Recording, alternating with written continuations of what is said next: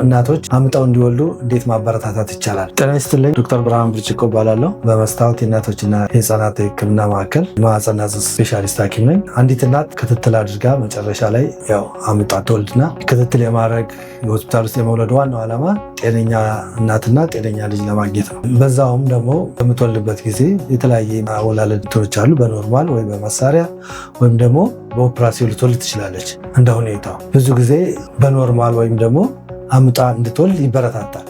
አምጣ እንድትወልድ የሚበረታታበት ዋናው ምክንያት ምንድነው?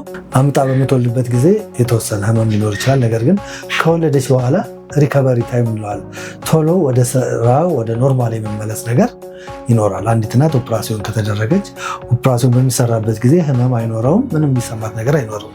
ነገር ግን ከኦፕራሲዮን በኋላ ቶሎ ሪከቨሪ የማድረግ ታይሟ የተወሰነ ጊዜ ይፈጅባታል። ነገር ግን በምጥ ከወለደች ወደ ኖርማል የመመለስ እድሏ ቶሎ ነው ማለት ነው። ሌላው ደም የመድማት እድሉ ይቀንሳል ማለት ነው። ሌላም እንደዚሁ ለኢንፌክሽን የመጋለጥ እድሏ የቀነሰ ነው ማለት ነው። በእናትና በልጇ አውትካም ላይ በኦፕራሲዮን መውለድ በኖርማል መውለድ ብዙ ልዩነት የለውም። በተጠኑ ጥናቶች አንዲት እናት በኦፕራሲዮን ወለደች፣ በኖርማል ወለደች፣ በትክክል ክትትል አድርጋ ሆስፒታል ላይ እስከወለደች ድረስ በልጇ አውትካም ላይ ይህንን ያህል ለውጥ የሚያመጣ ነገር የለውም። ነገር ግን አምጣ በመውለዷ ለእሷ ሞር በኔፊሻል የመጠቀም ነገር ይኖረዋል።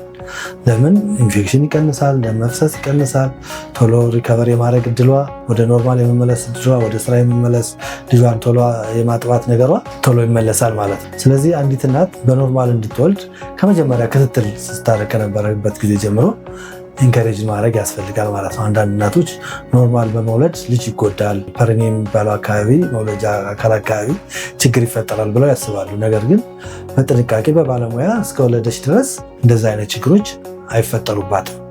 ዋናው ነገር ኦፕራሲዮን መሆን ያለባት አንዲት እናት ኦፕራሲዮን መሆን ሲያስፈልጋት ብቻ ነው መሆን ያለበት። ዝም ብሎ ኦፕሬሽን ሊሰራ ማለት የለባትም ማለት ነው። ለምን? አንዳንዴ በፍርሃት ብቻ ኦፕራሲዮን ሊሰራልኝ ብለው የሚሰሩበት ሁኔታ ይኖራልና እንደዛ እንዳይሆን ማወቅ ያስፈልጋል ማለት ነው። ስለዚህ በክትትል ጊዜ ኢንከሬጅ ልትደረግ፣ ልትበረታታ፣ አምጣ እንድትወልድ አድቫይስ ሊሰጣት፣ ማማጥ ህመሙን መቆጣጠር እንደሚቻል፣ የህመሙ ማስታገሻ እንዳለው፣ ኢቨን ኢፒዱራል የሚባል ከጀርባ ማደንዘዣ ተሰጥቶ ህመሙን ራሱ ሳትሰማ መውለድ እንደምትችል ያንን ነገር በክትትል ጊዜ መነገር አለባት ማለት ነው። በክትትል ጊዜ ወክ ማድረግ አለባት አምጣ እንድትወልድ። ብዙ ጊዜ በቀን 30 ደቂቃ ቢያንስ በሳምንት 3 ቀን ወክ ብታረግ፣ እንደዚሁም ደግሞ አንዳንድ ፖዚሽኖች ኤክሰርሳይዝ ፐልቪስ እንዲሰፋ የሚያደርጉ ለምሳሌ ስኳቲንግ ፖዚሽን፣ አንዳንድ የፐልቪክ ቦን አካባቢ ኤክሰርሳይዝ ማድረግ፣ እንደዚህ ነገሮች አምጦ ለመውለድን ሊያበረታቱ ይችላሉ ማለት ነው። ሌላው አመጋገብን ጥሩ ማድረግ፣ በተለይ ፕሮቲን፣ ለደም ማነስ መድኃኒት መውሰድ፣ እንደዚህ ቫይታሚኖች መውሰድ የተወሰነ ኃይል እንዲኖራት ጤነኛ እንድትሆን ያግዛታል ማለት ነው።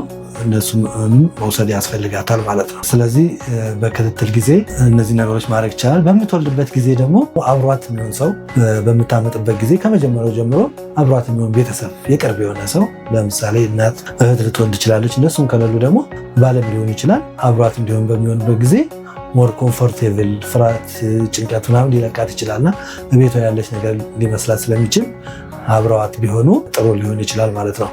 ሌላው ማሳጅ ማድረግ፣ ጀርባዋን፣ እጇን እንደዚህ ማሳጅ ማድረግ ፔኑን የተወሰነ ይቀንስላታል። በዚህ እንትን ካላለ ማስታገሻዎች አሉ። እነዛ ማስታገሻዎች መስጠት፣ ፍቃደኛ ከሆነች ፍላጎት ካላት ደግሞ ኢፒዱራል በጀርባዋ ማደንዘዣ በመስጠት ህመም ሳይሰማት እንድታምጥ ማድረግ ይቻላል። ስለዚህ እነዚህ መድኃኒቶች በመስጠት ህመሙን መቀነስ ይቻላል ማለት ነው። ሌላው ሆስፒታል ውስጥ በተኛችበት ጊዜ እንቅስቃሴ እንድታደርግ ማድረግ፣ ቁጭ ማለትም ትችላለች፣ መንቀሳቀስ፣ ወክ ማድረግ። እንደዚህ አንዳንዴ ሆስፒታል ውስጥ ዝም ብለው ከሚተኙ ቢንቀሳቀሱ ቆንጆ ይሆናል። ሌላ የሚፈልጉት ፖዚሽን፣ ለምሳሌ ስኳቲንግ ፖዚሽን ከፈለጉ ፖዚሽናቸውን እንደዛ አድርገው መውለድ ይችላሉ። የተለያየ ፖዚሽን፣ በርዚንግ ፖዚሽኖች የሚፈልጉትን አይነት መጠቀም ይችላሉ ማለት ነው። እሱንም ተጠቅመው እንዲወልዱ ማድረግ ይቻላል ማለት ነው። ነገር ግን እያማጠች እያለ ልጁ መታፈን ቢገጥመው፣ የማህፀን ጥበት ቢገጥም፣ ደም መፍሰስ ቢገጥም ወይም የተለያየ ምክንያት ኑሮ እነዛ ምክንያቶች ኦፕራሲዮን የሚያስፈልጋት ቢሆን ኦፕራሲዮን መሰራት ይኖርባታል ማለት ነው። ምክንያቱም ኦፕሬሽን መሰራት በትክክለኛ ባለሙያና ትክክለኛ ቦታ እስከሆነ ድረስ ምንም አይነት ችግር የለውም። ሪስኩን በጣም ሚኒማል ስለሆነ በኦፕራሲዮን መውለድ ይቻላል ማለት ነው።